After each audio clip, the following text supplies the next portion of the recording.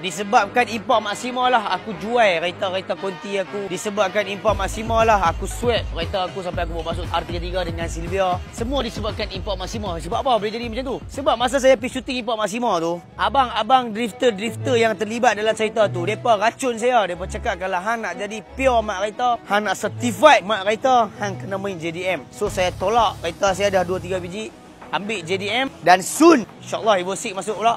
InsyaAllah. Dan aku nak beritahu dekat hampa lah. Cerita import Maxima, aku ni bukanlah watak utama. Aku ni bukanlah watak penuh. Watak aku 5 ke 10 minit awal je. Orang cakap penampilan khas. Lebih kurang macam tu lah. Bukan watak penuh pun. So hampa jangan expect watak aku penuh. Aku pun syok-syok ya. Sebenarnya cerita tu aku tak berlakon pun sebenarnya. Sebab aku cuma dapat untuk merchandise collaboration between Choi X import Maxima. Tapi nak buat macam mana dah dapat offer untuk berlakon?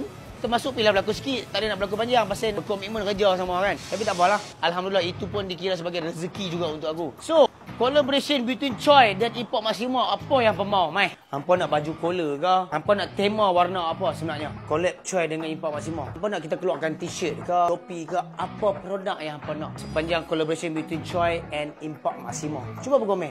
Mungkin hampa nak baju collar macam yang saya pakai ni. Macam yang saya pakai ni dia ada dua warna, dia ada merah dan ini hitam. Hitam masih ada lagi. Masih available lagi dekat beg kuning profil saya. Yang merah pun masih ada lagi. Kalau hampa nak tengok kualiti, hampa boleh tengok kualiti dekat, main dekat kualiti dia.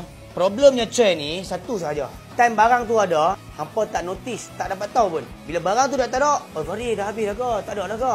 Itu masalah dia. So, hampa kena masuk profil saya, tekan link kat bio saya, tekan 3 titik kat atas, tekan use browser, masuk channel saya, hampa akan tahu semua benda lah. So, untuk sekarang ni baju ni masih ada lagi. Yang merah ni betul-betul special edition dah sold out dah. Tapi disebabkan kita ada receive pasal return customer yang joy. Tapi tak apalah, kita still jual lagi lah, still masih ada lagi lah. Ini belakang dia. So, yang mana nak masuk profil saya terus sebelum kehabisan stok. Dan tak lupa juga nak minta apa komen. Apa yang hampa nak sepanjang collaboration Choi dan import Maxima, cuba hadir dekat dalam komen. Assalamualaikum.